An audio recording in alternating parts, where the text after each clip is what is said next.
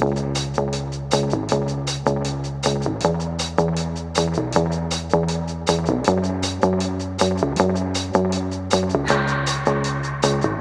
my hands on myself.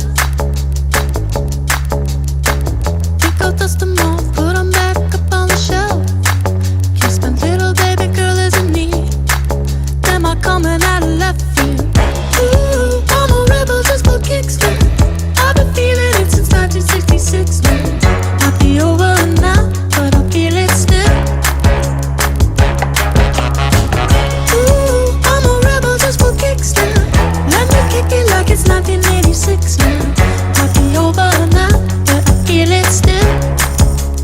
Got another mouth to feed. Leave it with the babies till the mama call the grave digger. Gone with the fallen leaves. Am I coming out of left field? Ooh, I'm a rebel just for kicks now. I've been feeling it since 1966 now. Might have had your fill, but I feel it still. How you going, guys? Today I'm going to go through the kit that I wear, the clothing I wear while I'm hunting.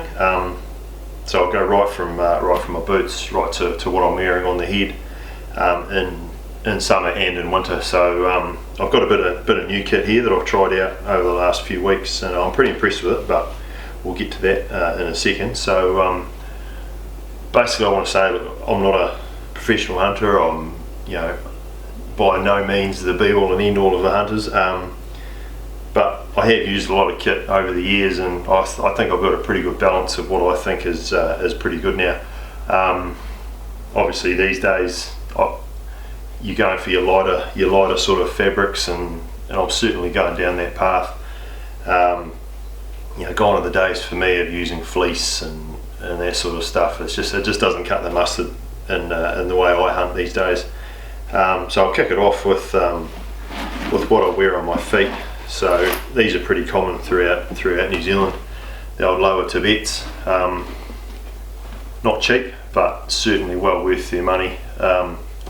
Great support, and Gore-Tex as well, which helps. The only downfall with these things is you spend sort of $700 on a pair of boots, and it's definitely worthwhile going and spending sort of $60, $70, $80 on a good pair of insoles. They come with rat shit insoles, to be honest, and to me that's the big letdown. A lot of boots are the same. It's not just lower. A lot of your top brands are like that. I think they just expect people to fork out another $100 for a pair of insoles. But I think they're great, bloody good. These ones have done almost 2 years now, still going strong. It's the old story though. If you look after them, they'll look after you basically. I give them a good dose with their lower boot cream. Probably every 3 or 4 times I wear them, I'll do that, and especially if you've had them soaking wet and dried them out, because that's when they'll go brittle and crack. So you certainly don't want that when you're spending $600 or $700 on a pair of boots. So yeah, that's my boots that I wear. I'll start with some socks as well. These things here I think the bee's knees. The old Bridgestyle Trekker. They're a blend, so they are a wool and a nylon, but I think they're excellent. I don't really get that cold of feet on the hills, even in the snow, so it's I don't really need a real super thick warm sock. So these are quite good. They're reasonably lightweight, but still thick enough that they're comfortable. I mean, once again, these are top-notch bits of kit, but they last forever, to be honest. I buy them in sort of 4 or 5 pair lots, and you'll get sort of 4 or 5 years out of them, and I wear them to work every day as well, so they just don't wear out. And I really highly rate these as well. You can get them from the States a bit cheaper, but in the end it's you're trying to get them on sale over there as well, and it's pretty difficult to pick them up like that. But I just buy them locally, and seem to get a very good run out of them. So that's the old socks. Gaiters. Right now I'm running the Swazi gaiters. I've run just about every brand of gaiter you can buy, apart from the American stuff. I've had no end of trouble getting gaiters, but in saying that, for $120 or $140 or $80 or whatever you pay for them, they do They do last you quite well. To be honest, you do give them a hard time. So yeah, for my liking, I like these because they're nice and light. They're sort of like a Kevlar blend. Not saying you won't rip them. They're still reasonably thin. I have ripped these a couple of times, just catching them on twigs or tree roots or something like that when you're pushing through the scrub. They're great. They don't have a waterproof zip as such or a flap or anything like that, but yeah, you're stopping stuff going into your boots. If you're going to get wet feet crossing a river, well, you're probably going to get wet feet crossing a river. So yeah, to me, I rate these. They're nice and light. They're not heavy when they get wet either, which is good.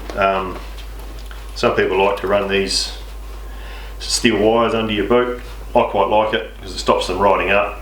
But yeah, some guys think they're a death trap because you catch them on things and trip yourself over basically. Especially if you're carrying a heavy pack, it's quite hard to catch yourself some days. But that's the gaiter that I run. So I'll move on to the clothing now. Now these I've just purchased a couple of months ago. So they're the first Lite corrugate guide pant. Now I've never ever been a fan of wearing pants while I hunt, and in fact I hated it. I've always worn shorts and skins or something like that, mainly for the fact I just like the freedom of the movement, and if things get wet they dry out a lot faster. So I think that probably comes from using fleece pants in the past where they get wet and they get really low on your hips and you end up sort of half dragging them around. They're half falling down your bum, especially if you're carrying a pack. They're a real pain. So I've gone with these. I wasn't sure how they were going to go, but they're super light and they really breathe. They breathe really well, and I mean I'm not a fan of being out in the heat either, but they breathe really well. So if you get wet or sweat in them, they dry off quick smart. And I crossed the river in these a few weeks ago while tar hunting, and I didn't even get wet. Like, obviously I got wet when my gaiters were, with the water come over the top, but in the legs they must have some sort of DWR finish on them or something like that, and the water didn't penetrate through them at all. And I was very surprised and pretty stoked, to be honest, because usually that's the first thing you feel is the water running through your pants, and I didn't feel it with these, so I'm pretty pumped with them.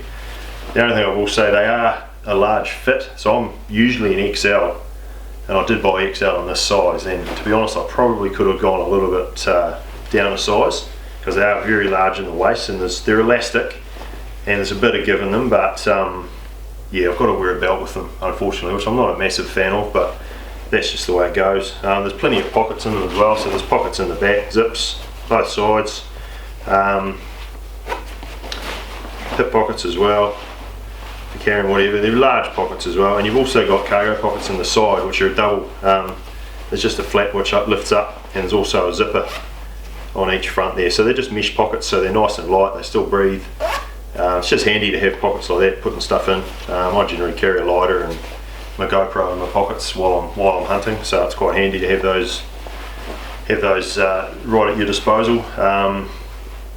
They do have belt loops, and they're also set up for wearing suspenders. The Yanks are big on their suspenders, and to be honest, after wearing these and wearing a belt, suspenders probably wouldn't be a silly idea. But yeah, that's so that's the first Lite corrugate guide pant. Now if it's a bit cold, winter generally, and I know it's not going to get wet, I'll wear a MacPack merino insulation underneath those pants. Great things. I mean, they're cheap as chips for, you know, 80-90 bucks if you get them on sale, and they're quite a heavy weight, these ones as well. I think they're a 180 weight.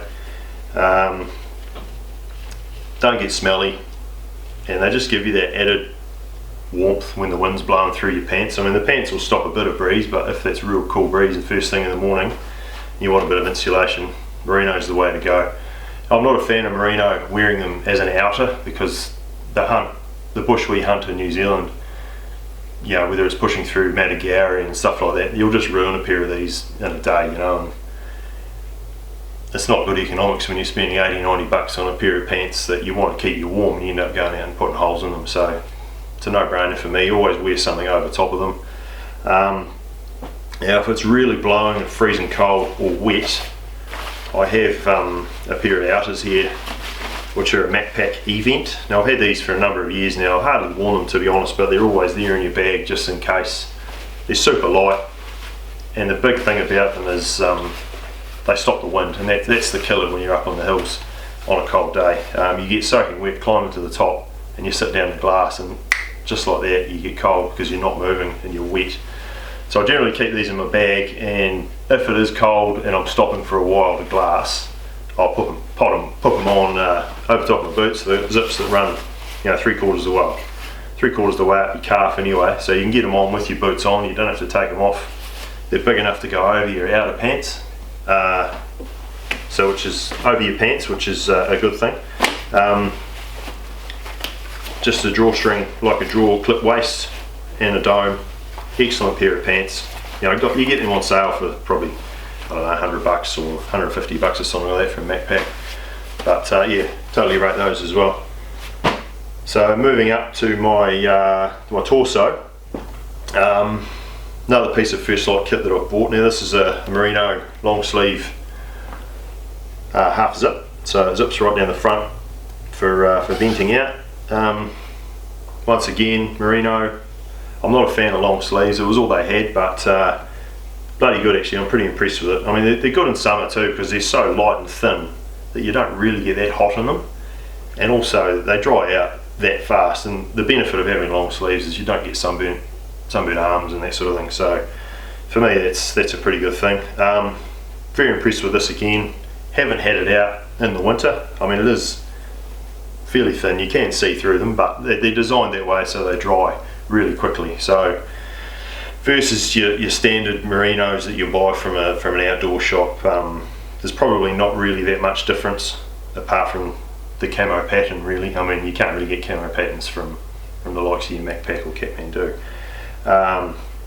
But a lot of outfits are starting to do the camo patterns in the merino stuff now, which is good because I'll generally wear this whether it's summer or winter. So as an outer layer in summer, it's excellent. They're nice and light, and the benefit with these is they use New Zealand wool. They're an American company, but they use a New Zealand wool blend. So the merino that we make here in New Zealand, or grow here in New Zealand on our sheep, they use this in their product, and I think that's a big thing. And for doing that, they've actually named a lot of their merino products after the valleys and the stations that the merino wool actually comes from. So I think that's a pretty big thing for New Zealand to be recognised for that. But yeah, another excellent bit of kit. So if it's a little bit chillier, like winter especially, I've got a really heavy duty long sleeve merino here. It's going to do the job a lot better than that wool in winter as your base layer. So it's really thick and heavy. We actually got given this, or issued to us, when we were down in Antarctica on the ice. It's a great piece of kit, but the downside of this one is it's quite short in the body. So you find if you're bending over and climbing a hill or wearing a pack, it does ride up a bit, and you get a bit of cool breeze down the back. Yeah. So but other than that, that's what I wear as my cool winter base layer basically. I do generally try and keep it dry as well, because I quite often sleep in this at night if it's a bit cooler as well. So yeah, excellent bit of kit there. Right, stepping up to sort of my mid layer. Now, I generally carry this everywhere with me. It's outdoor research hoodie basically, but it's quite a technical one. It's got some quite cool mesh panelling on the inside, which sort of holds your heat into the mesh, so it doesn't escape through the fabric pretty much. Now I'll just use this for evenings. If I'm sitting on the hill, the sun goes down, I'll use this. I'll put this on when I'm glassing. It's quite good as well. It's got breathable panels down the side, so you do let a bit of air out there if you're walking, carrying the pack or something like that, climbing a steep hill. Yeah, excellent bit of kit there. It's not a merino, so it does get a little bit pongy after 2 or 3 days on the hill with it, but that's the way it goes really. It's good bit of kit. Nice and warm, but it just keeps that chill off too when the sun goes down. So I'll carry that winter and summer basically. So moving on now to my insulation layer for winter basically. Now this is an Arc'teryx Primaloft jacket. I rate these really highly. Arc'teryx, top mountaineering brand, not cheap, but certainly well worth the buy. Hood goes right up, and they're made for mountaineering, so it's got a massive hood, so guys can wear their helmets when they're climbing and things like that. So, but it's got drawstrings everywhere, so you can really tighten it down, cinch it down on your head. A lot of guys use down. I'm not going to say start an argument either way, but down for me is a no go thing for me. I mean, for hunting in New Zealand, you've got to have a real dry climate for it to work properly. These days they're coming out with some good outer fabric on the down, which doesn't let the moisture through, but they're next to useless when they get soaking wet. They'll just clump up in the down and it won't insulate you at all. The other benefit to this is, I mean, it doesn't move around inside the jacket. It's super lightweight, and there's no baffles, there's no stitching, and to me that's, a lot of guys wear them as an outer too, and the cold wind when it's blowing hard will actually penetrate through the stitching on the baffles, and you actually feel it through your jacket, which to me is not ideal.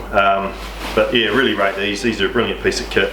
I've had this for 5-6 years now, and yeah, it lasts forever. I mean, you're not going to push through the bush in it because it's fairly light outer, but as it is with down.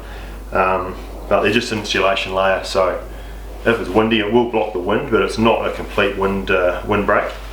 But yeah, excellent insulation. I tend not to climb in it or wear it with the pack, mainly because you just get so hot and they will get wet. They do dry a lot faster than down, which is a good thing. And the other benefit to these is you can just throw them in the washing machine. You don't have to worry about getting them properly cleaned or dry cleaned or anything like that with as you do with down. So that's a great benefit for me. So if they get stinky, you just chuck them in the washing machine. So moving on to my outer shell. Now this is another piece of First Lite kit. So this is the Seek Storm Type jacket. 3.5 layer, similar to the Gore-Tex. They've got their own brand, what they call it, but it essentially does the same thing. The breathability for these is absolutely phenomenal. I've carried a Tar Interact for years. You know, I had one for probably 5 or 6 years, and to be honest, I used it as a pillow more than I did wearing it actually on the hill hunting. They're great bits of kit, don't get me wrong there. They're good in the bush because there's soft fabric on the outside, so they're not noisy, but they just get wet and they get so heavy. They just soak up the water. That fabric that they are, you might not necessarily get drenched on the inside, but from your cuffs down they just soak up the water, and the bottom as well. They just get so heavy. I mean, it's almost like wearing an old Swan Dry for me when they're soaking wet. They're just that heavy, but they do serve a purpose. A lot of guys in New Zealand love them. I loved mine as well, but I went away from that. It takes so much room up in your pack, and when you're not wearing it, it's it's a bit of a no-brainer for me. You ditch it, and you end up not taking it on the day really, because it's just too much room in your pack. So you leave it in the tent, and of course then when you need it, you don't have it. So I've gone to this lightweight Seek Storm Type. Excellent pieces of kit. I mean, I wore this the other day while I was tar hunting, and it was midsummer. It was probably 30 degrees during the day, but as soon as that sun disappeared behind the hill, the breeze was still there, and shit, it got cold real quick. So I jumped this on with my hoodie, and obviously you could sit there for another 2 or 3 hours in glass, so it was good. So full waterproof zips up and down the length, zips for your hands on the side, waterproof again, and the pockets are massive, like they're huge. And you've got drawstrings inside the pockets to pull the waist, to cinch the waist up around you, which is good. Now the big benefit for these, obviously coming from mountaineering jackets and that sort of thing, is these pit zips. Now they're pretty much just about run the length under your armpit all the way halfway down to your hip. So they're a massive vent for letting out that hot air when you're walking or carrying your pack or an animal or whatever. And to me that's something the New Zealand brands are lacking. They're lacking that breathability with their kit, but then they won't go and throw this in there to help it again. And yeah, to me it's this is the technology that people are running with these days, and New Zealand companies really need to pick it up and start running with it. I mean, you don't necessarily need to have a jacket like this in the bush because they are a little bit noisier, but for the hunting I do, which is basically 90% out in the open tops, pushing through a little bit of scrub here and there, I think they're a brilliant piece of kit. Cuffs, Velcro cuffs, so you can cinch them right up as tight as you like or leave them loose. Same again with the hood. There's that many drawstrings on it. You can pull it right down good size hood, and it moves with your head. Nice stiff on the visor as well, so it won't droop down in your face. Yeah, brilliant piece of kit. Certainly had it out in the rain. Stay dry, which is what you expect from your outer shell. I mean, that's what it's there for, keep you dry, but also keep the wind off you as well. So that's my kit basically. I've got some gloves here that I use as well. As a standard piece, I always keep these in my pocket or at the top of my pack anyway. They're just a polyprop glove, they're super light. It just takes that chill off. And the benefit of wearing these too is there's nothing worse than sitting there glassing on the hill at that time of the night when the deer are meant to be coming out and the bloody sandflies are giving you absolute hell. So pop these on. They're not super hot, they just keep the cool off, but they also keep the sandflies off as well. So when it's blowing a bit of breeze and I definitely need a bit more protection from the wind, I've got these outdoor research windstopper gloves. So these are brilliant pieces of kit. They're not waterproof, but you don't use them while you're climbing in snow or anything like that. I've got another pair of technical gloves, mountaineering gloves that I use for that, which are completely waterproof, which I use these as an inner liner for. But as far as keeping the breeze off you, they're brilliant because you get cold hands because you're sitting there glassing, you've got your arms up like this. Could be for a couple of hours, you know, of course all the blood's running out of your hands, and that's why you get cold hands when you're glassing. So for me, brilliant piece of kit. That's about it from me for the kit that I wear. I do keep updating it as I go along, as I can afford to. You know, there's bits of kit here that I'll keep forever basically, but obviously with everything technology wise, I'll start upgrading stuff again. Yeah, if you've got any questions or any suggestions, like I said before, I'm not the guru when it comes to hunting gear, certainly not. But that's my kit, my setup, and I hope you enjoyed it. I hope it does actually give you a bit of an insight into what I wear, winter and summer. Yeah, obviously depending on the temperature is dependent on what I wear and what I carry. Some of this stuff like the jacket, the insulation jacket in summer, I won't even bother taking it with me. It doesn't get cold enough. So I'll just take that hoodie. It's a lot smaller. So yeah, that's pretty much it. So I hope you enjoyed it. Make a few comments below if you've got any suggestions for me or any questions. This First Lite kit, there's an outfit in New Zealand called Point South who are importing it. You can get it from the States, but they don't generally send it out.